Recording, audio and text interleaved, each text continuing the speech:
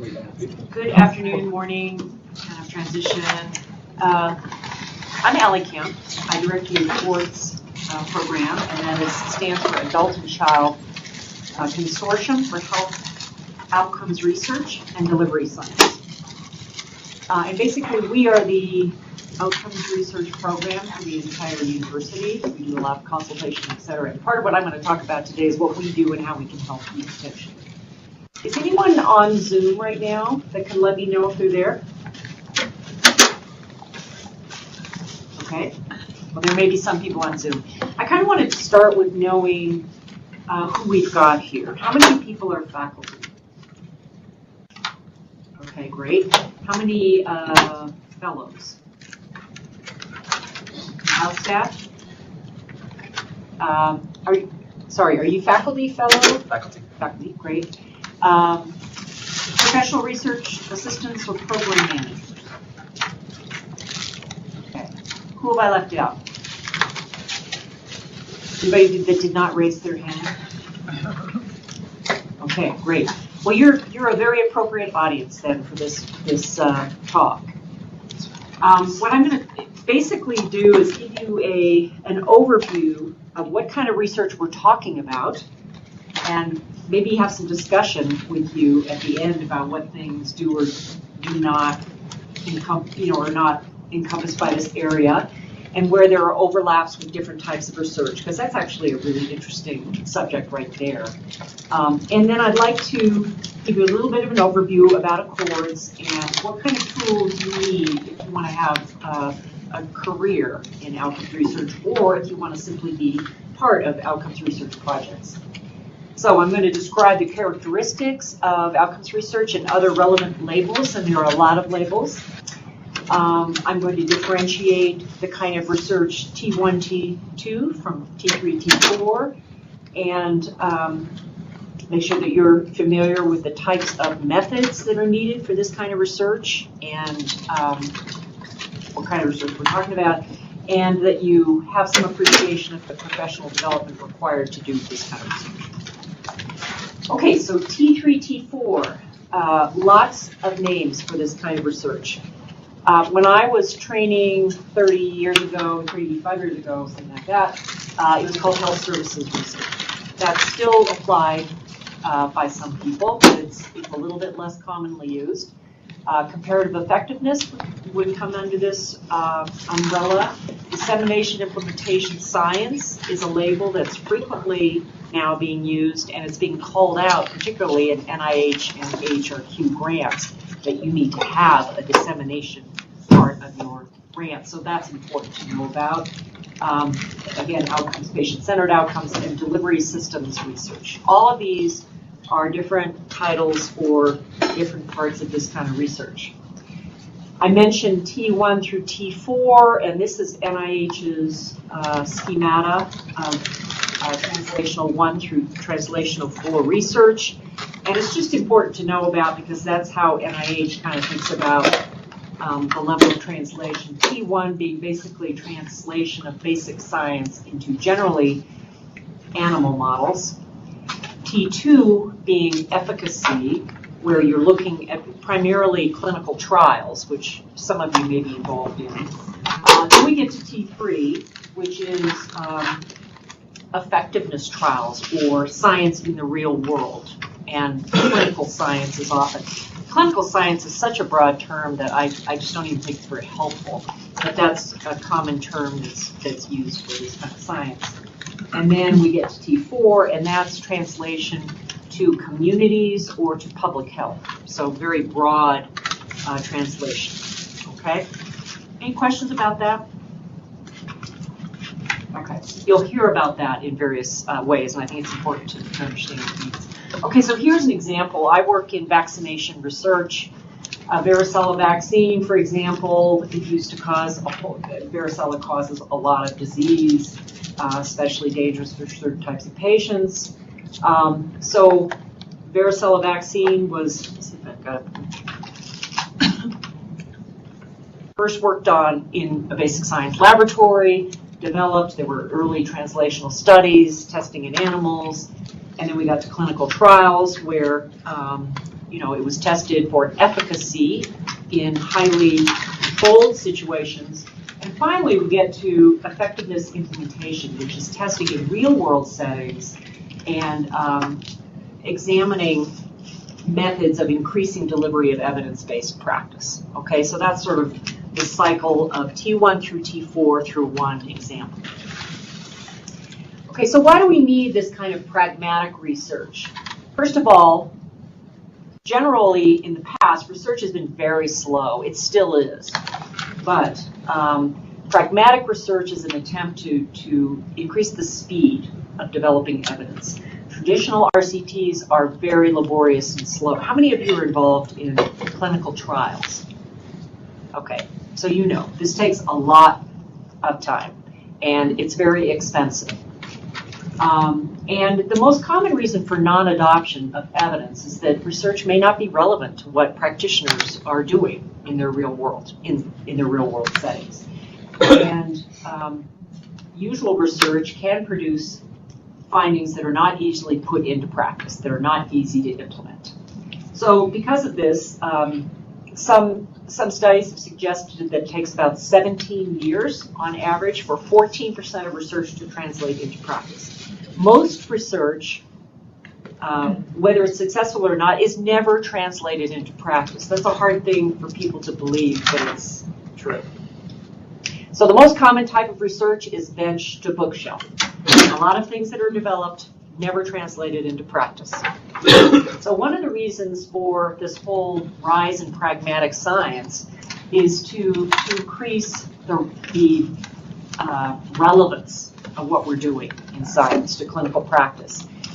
In NIH, there is an enormous focus on validity, internal validity. How good is the science? And slightly less emphasis on how important is the science, and extremely small focus on is the science useful. So NIH classically is focused almost exclusively on internal validity with very little focus on what we call external validity or how relevant it is, and therefore a lot of what is discovered has not been translated. And so too often we have assumed if we build it, it will be used. That's not the case. Just as an example, traditional RCTs study effectiveness of treatments under highly controlled, ideal conditions. You do not want variation in clinical trials because you want efficacy. You want to know could this be effective under ideal conditions. However, when we implement those kinds of evidence-based interventions in everyday practice, what we observe is a voltage drop. This is an example from Russ Glasgow, where he looked at a cancer prevention intervention. And assuming it was 100% effective in an efficacy trial, the voltage drops at each of these levels. Is it adopted by people, practitioners?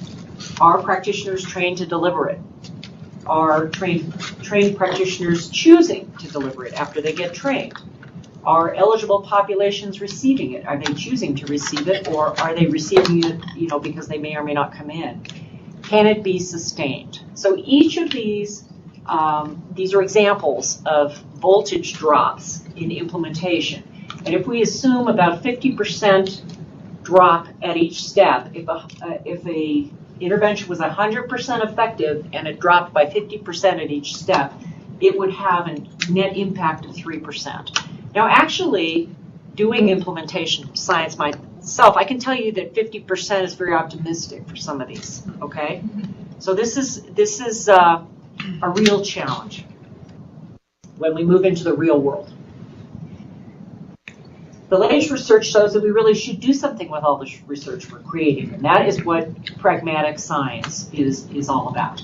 So, what kind of science? What are we talking about here? There's an emphasis on external validity, as I said, relevance to practice and policy, real world rather than ideal or highly controlled settings. This kind of science really relies on a multidisciplinary approach. we really need, in order to understand what's going on when we implement in the real world, we really require collaboration between clinical and social scientists. So it's pretty much always collaborative. The outcomes we look at are multifaceted and patient-centered. A drug that is proven to be effective in a clinical trial may produce side effects or may change quality of life in a manner that is entirely unacceptable when it's introduced in a broader real world. So quality of life, functional capacity, those kinds of things are often very important. What patients care about. And implementation science becomes especially critical for increasing adoption of evidence-based practice. The kinds of methods we use in this science, it can involve large or semi-large data. Large data now is like so large that it's nothing I've ever done, but so it's sort of semi-large or medium-large data, which would be EHR or data, existing databases that are national. It involves survey work. It often involves qualitative or mixed methods, and for dissemination implementation science, which is the study of how things are implemented, it's absolutely critical to have qualitative or mixed methods because you need to know why things work or don't work. Is somebody on the Zoom? I think you might need to mute yourself. Okay. It sometimes has to involve observational or quasi-experimental designs. If we can't, do a trial in an everyday setting, it may require more inventive, a little bit less rigorous designs. But you can, and I mostly do pragmatic or comparative effectiveness trials that are fairly rigorous in real world settings.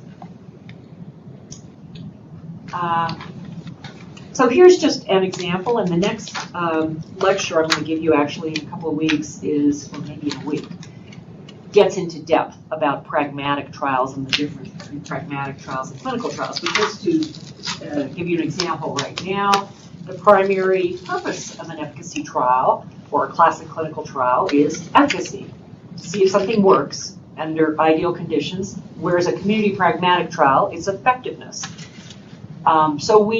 Things like reach, how many people get the intervention, are very important in a pragmatic trial, whereas everybody's getting reached in a clinical trial, right? You're enrolling them. Whereas in a pragmatic trial, things like reach, how many people actually get the intervention because the provider offers it or they choose to get it, is extremely important. So that's just an example. So the focus of the study question is patient level in a clinical trial. And it's either patients or all the way to policy in a pragmatic trial.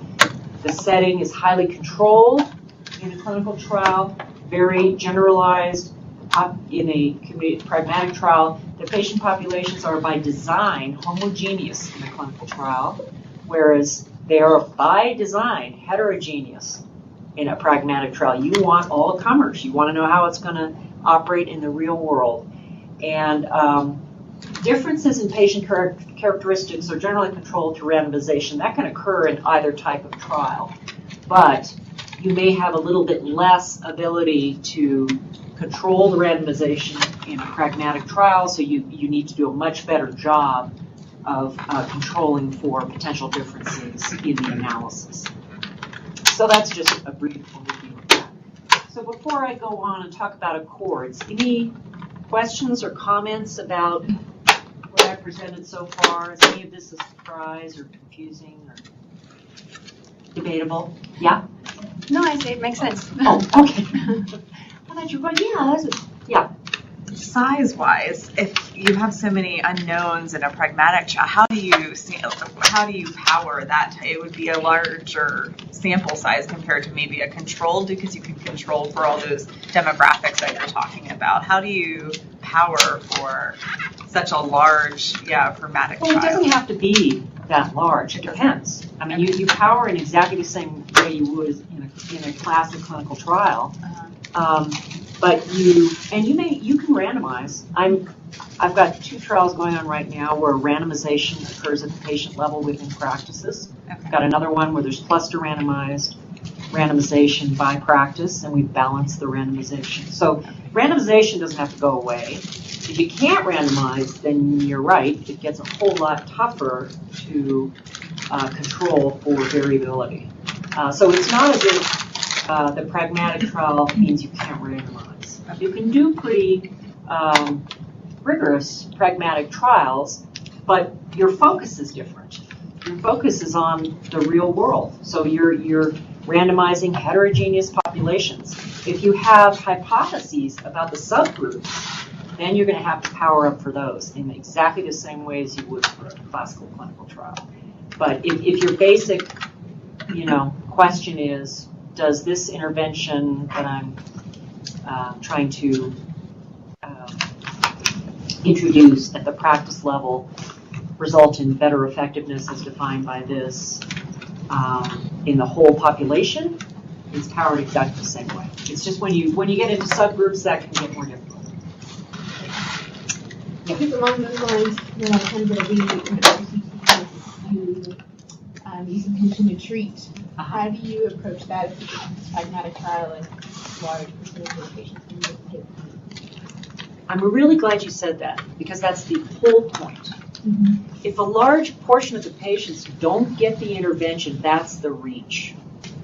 The reach is very low. It ain't going to work out very well. I don't do anything that's not intention to treat. Now, you can also do a sub-analysis of if they actually got it, intention, whatever that's called, treatment, protocol. You can do that analysis, but it's even more important in the pragmatic setting that figure. And again, then you have to know why. Was it that patients refused it, or providers didn't deliver it? And that's why you need these other methods to supplement what you're doing, like qualitative methods, structured interviews, observation of what's going on. Because I've certainly been involved in a fair amount of negative trials where we learned a lot about why that wasn't working, and we're able to alter things and then reintroduce them in a better way, a more compatible way. And there's a whole cycle in the implementation dissemination science world where very similar actually to quality improvement work, rapid cycle quality improvement work, but it's more rigorous. It's not so rapid cycle. It's you do a trial, you look at the results, you adjust things, you probably have input from all of the providers, etc., and then you do another trial based on what needs to be fixed. So it's sort of analogous to the rapid cycle quality improvement. Anyway. I'm surprised nobody has asked me about the difference between QI and research in this area, but anybody have interest or thoughts about that? Because, honestly, in my world, there's a lot of interface between those two. It's just the level of rigor and how generalizable the results are. And there are different methods, clearly, for quality improvement. I am not a quality improvement expert. I'm aware of their methods, but I'm not trained in those methods. I'm much more of a classical researcher. But there's certainly a lot of interface there. Yeah. Question. So you mentioned earlier that the NIH historically has been very focused on internal validity. I am wondering for junior investigators or for investigators in general, what would be a source of funding if the NIH is not the focus on effectiveness and efficacy? Well, I should mention that they have moved a lot. They have in the past, yes, because I now have 2 NIH grants that are pragmatic trials. So NIH sort of found D&I science and pragmatic trials. They want you to, and we can talk about grantsmanship if you'd like at the end, but they want you to present it in a very scientific, they want you to quote their definition of what a pragmatic trial is and all of their criteria, but they definitely have found that. And more I'm seeing NIH FOAs or RFAs coming out with a specific interest in D&I. So if you look at NIH, they're really shifting. But there are classically, when I was coming up, it was CDC, AHRQ, and foundations. But and now PCORI, of course, although PCORI may or may not continue. All of you are aware of PCORI, Patient-Centered Outcomes Research Institute. That's actually a huge source of funding for this kind of work, particularly for comparative effectiveness trials. But NIH has really moved in that direction. Okay, we can talk more about funding at the end if you'd like. Okay, so now I'm going to talk for just a minute about what Accords is, because I'd like you to be all aware of it if you're interested in this kind of science. These are our objectives to promote innovative research to guide clinical practice at Children's and the University of Colorado, particularly to achieve greater national visibility for faculty as leaders in this kind of science, to improve faculty development in outcomes and delivery science, and we have currently 3 fellowships, as well as a K-12 and D&I science from NHLBI. We support, I believe the last number was 45 K awards, so lots of support for trainees. We're supposed to increase competitiveness for funding, PCORI, ARC, and NIH, and we do a lot. We help a lot of departments to recruit faculty in these areas because nobody wants to come to a division or section that has nobody that does the kind of science they do. So we provide them a little bit of a research home. We are at both an actual and a virtual center. We have investigators that have offices with us as their primary office, and then a whole lot more that just affiliate with us, come for meetings or come for training. About 49 investigators live at Accords, 20 of them are pediatric. You can see the other numbers here. We have a pretty good large group of biostatisticians and analysts, and actually now we are functioning as the spoke of the biostats in T3, T4. So anything that comes to them for T3, T4, they generally ask us, can you do this? And if we can, we will. If not, they absorb that into whatever it's called now, the bird or the... We do not, just as an aside, we do not do the hourly kind of biostats thing. Our biostatisticians and analysts are on projects for a certain percentage of FTE. They're very involved from the beginning to the end because the kind of projects we do, it doesn't work without an hourly rate for somebody. So that's a big difference. Currently, this year so far, 44 investigators have submitted grants with us. Who submits grants with us? People that would benefit from it. People who are presenting a T3, T4 topic who can, who want to say, I come from this strong outcomes research program. So that's the people that are choosing to submit with us. These are sections that have substantial involvement in the pediatric area, where we're training their K awardees or their faculty are living with us, etc.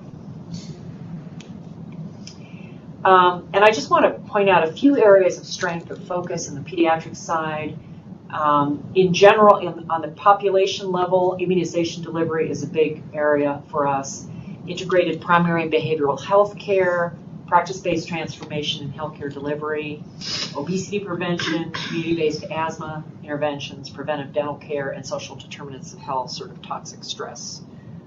These are areas that are important at the population level. And areas of strength in the hospital or subspecialty focused areas include healthcare for children with medical complexity. That's a pretty big area for us. Shared decision making in a variety of specialties, surgical outcomes, intensive care outcomes, and hospital medicine outcomes. So how can Accords help you? We provide consultation to faculty. Any faculty member can come to us about an individual project, a grant submission. Sometimes section heads or come to me and say, I want to develop this area in my section, and then that requires substantial infrastructure and advice. We do a lot of mentorship, as I said, through our fellowship programs. We have work in progress groups of faculty that meet at Accords. They're often graduates of our training programs, but not always. You know, they're people that need a home for their research, and they don't really have it in their division or department. So they come to us, and we kind of develop groups of it doesn't matter their subject matter as much as their level. So people that are all working on Ks or people that are all working on Rs. The methods are the same. It doesn't matter. You know, everyone has their own subject expert where they are. That's not their problem. Their problem is they need the methodologic support and probably advice about how to submit, where to submit, etc. We have a lot of educational offerings that are often over there, but also in ED2, right? And this series that we're doing over here is sort of an attempt to get people aware of those educational offerings as well. And certainly we send out blasts to all the faculty, but they don't always, I mean, I get a million things in my email too. So. But if you get one now that's come from Accords, maybe you'll say, oh, I know this. And I think the main thing we do is we forge connections. You know, we bring people from different specialties or disciplines together, help them forge collaborations and perhaps lead to grant applications, etc.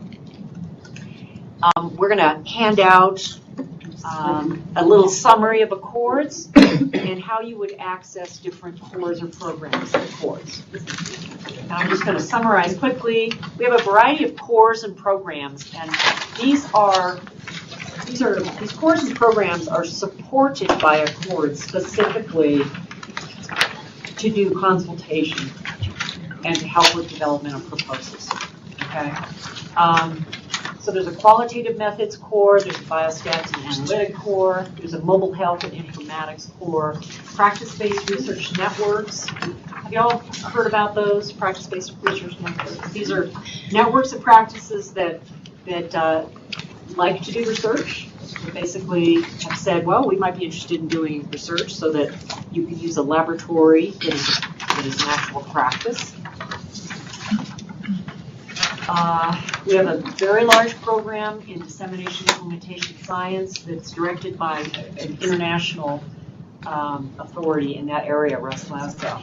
An educational program, research training program, program for patient-centered decisions or shared decision-making, community engagement and outreach program, and that's in collaboration with the CCTSI.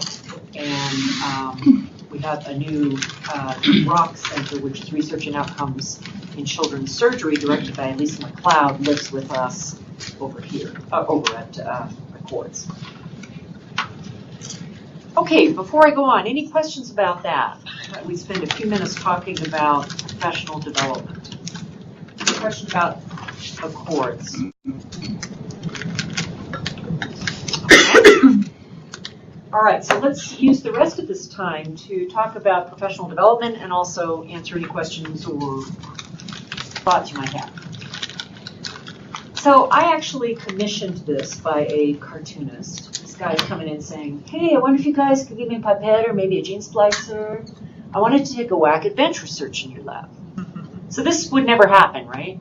This would never happen. But it happens all the time to health services researchers. And why? Because there hasn't in the past been a lot of appreciation for this actually taking training and taking tools. You know, it used to be, when I was early in my career, clinical research, as it was called then, or health services research was sort of like, didn't like or didn't make it in basic science, I'll do this. This doesn't take any training.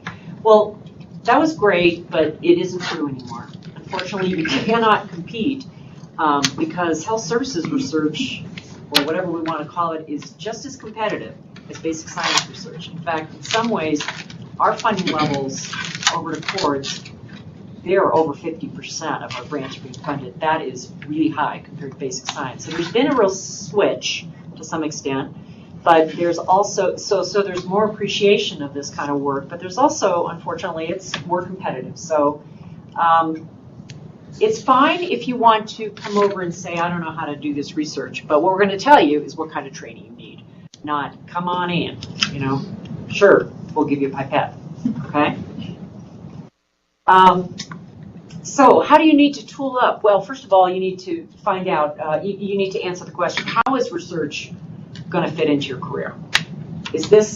Are you trying to be a PI in funded research in this area? Or is research a relatively small part of what you do, but you want to be involved in some publications? You need to get promoted. You want to be involved on some level. So those trajectories are very different, just as they are in any other kind of science. So if research is going to be a major focus, I would strongly suggest that you do a fellowship involving all the elements that I'm about to talk about, and that there are a lot of fellowships now in health services. Actually, the RWJ Clinical Scholars I should scratch because that's now gone. There are primary care research fellowships. We have both a primary care and a subspecialty fellowship, a fellowship in health services for subspecialists at Accords. So those two are available, but across the country, there are a variety of T32s, and they're more commonly in the primary care areas because that's where health services really grew up. So it's not as if they're totally in those areas, but they're more common in those areas. But fellowship is the best way to get trained, a research fellowship.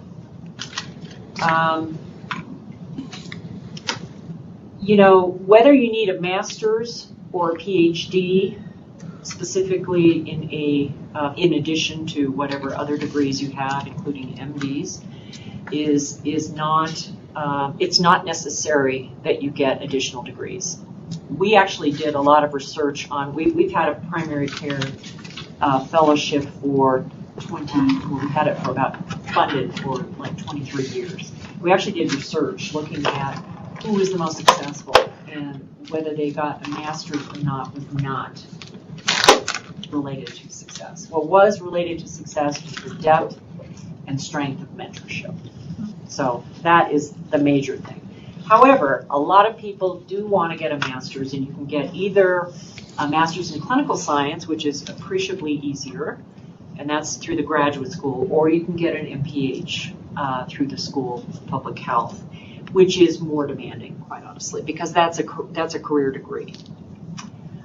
We can talk about the differences if you're interested. Well, some people decide they really want that PhD in like epi or biostats or something, but I would say most clinician researchers don't want to get another doctoral degree.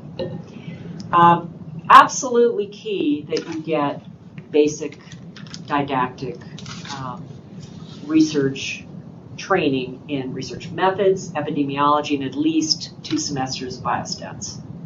I mean, there's no way you can do without those things.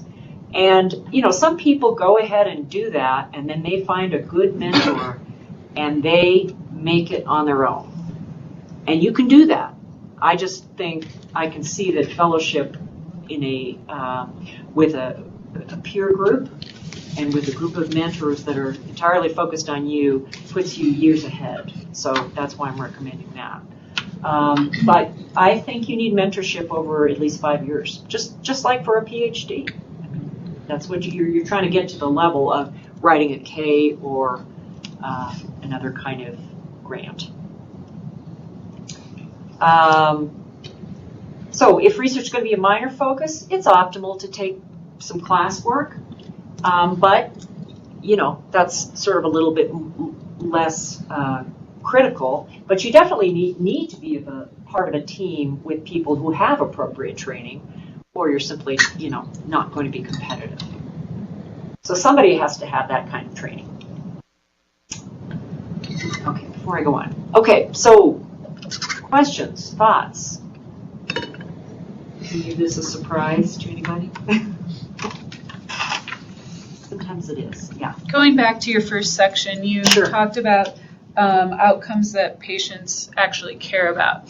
And we're, in the PICU, we're going to be part of a project looking at using the Delphi method to see what parents and families care about. What other methods are out there right now to decide, to get to that point where you're deciding what outcomes are even valuable to parents and families? First of all, there are outcomes that have been developed. Yeah. So you should look at those in the literature. Whether it be quality of life or decision-making quality, those kinds of things.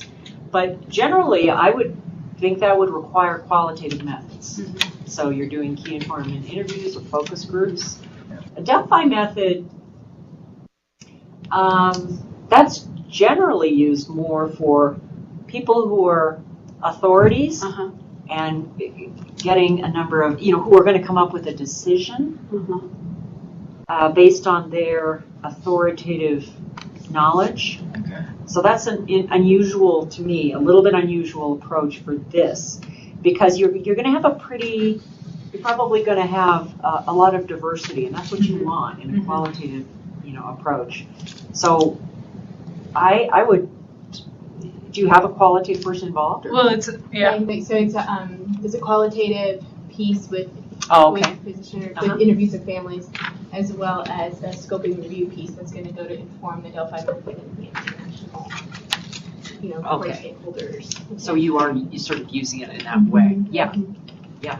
Well, that's And whether you use focus groups or qualitative interviews, you sound like you're a qualitative researcher, or No, I wish I was. Yeah. okay. That kind of depends on things like whether you want one person to be sparking interest, from another, whether you think people are not going to express difficult to hear or perhaps socially undesirable thoughts if they are in a group. So there's different reasons to do different qualitative techniques, and you'd be welcome to meet with Megan Morris, who is our qualitative lead, to discuss that technique.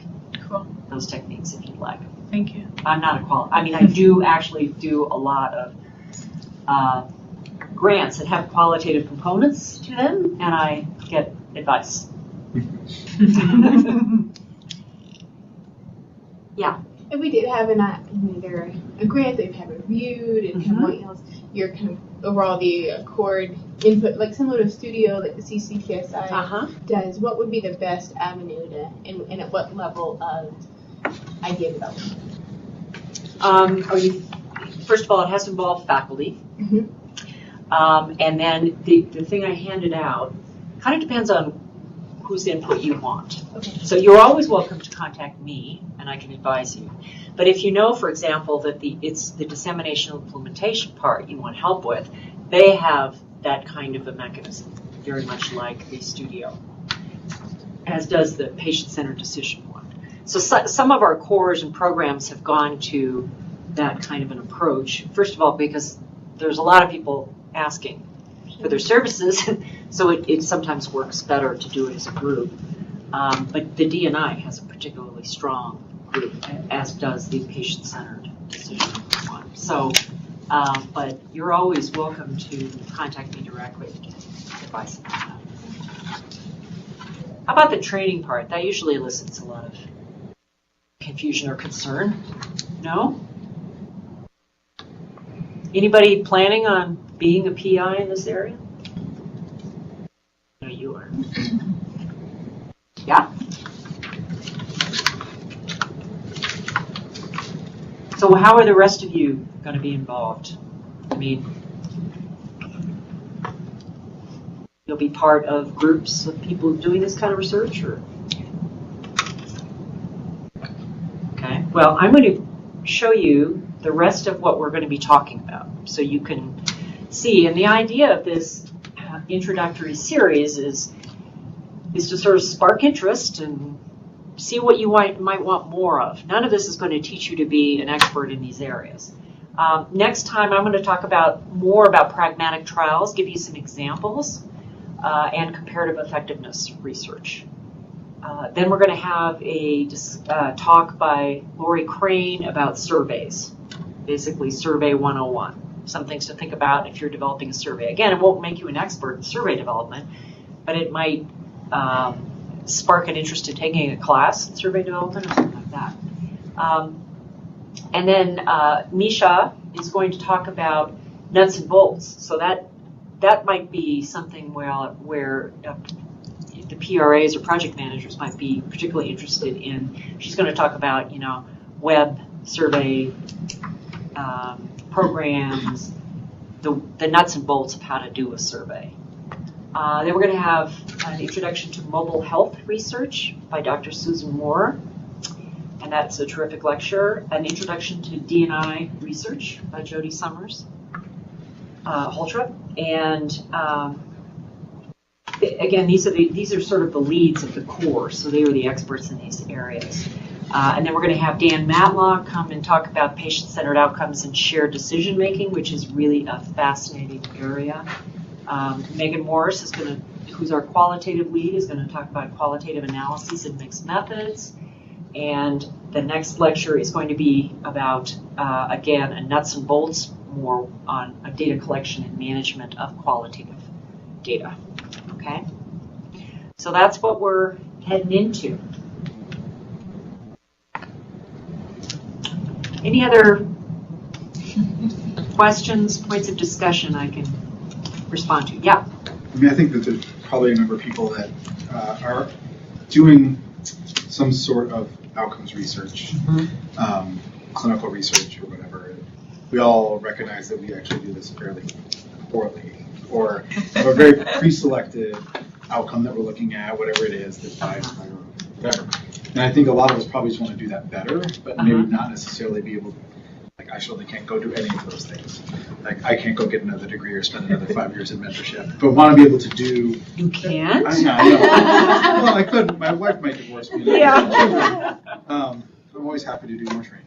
Yes, right. She wants to pay me to do it. But I think that's the problem, is that a lot of us have these time constraints. We would love to get more training and be able to do this on our own, but I think also really do want to be able to do this as part of a group and are trying to find, one, some education on maybe like some big glaring things that we're doing incorrectly and wrong. But also just how do we find a way to do this better with some expertise?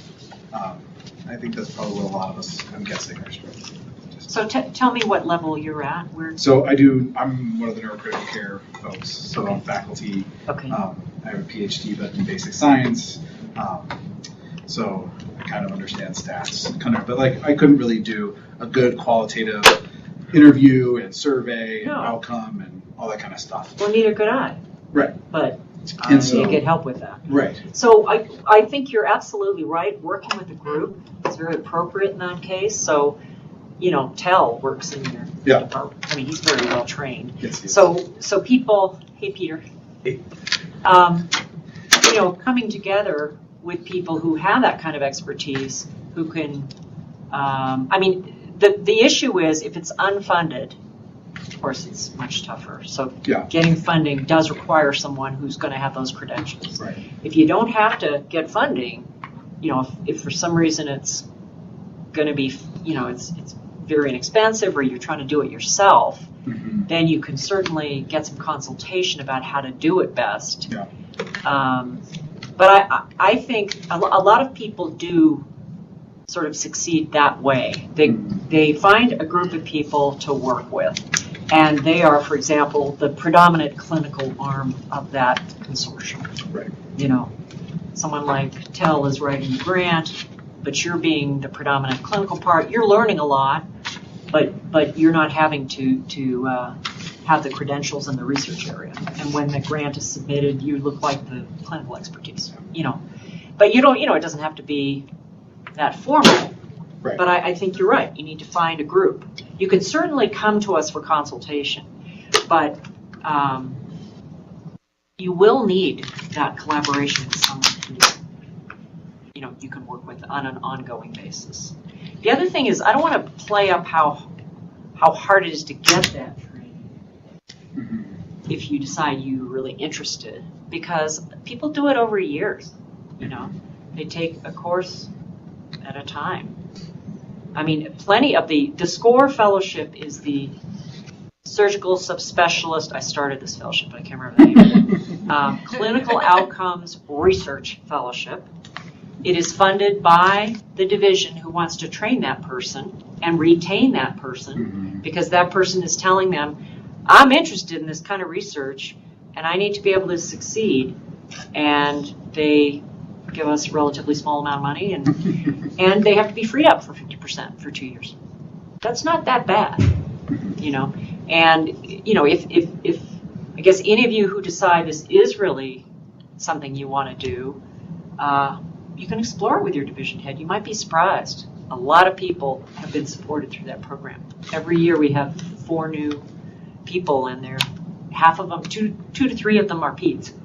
And how many, you said, so for surgery it makes sense that they're 50% because I know that's how they can do their fellowships, but is that what you guys are expecting for fellows, is about 50% protected time? For the SCORE fellows, yeah, 50%.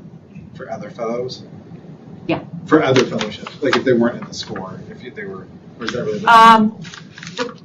when we had a T32 for 23 years, those people were 80% research. Yeah. I mean, that's better.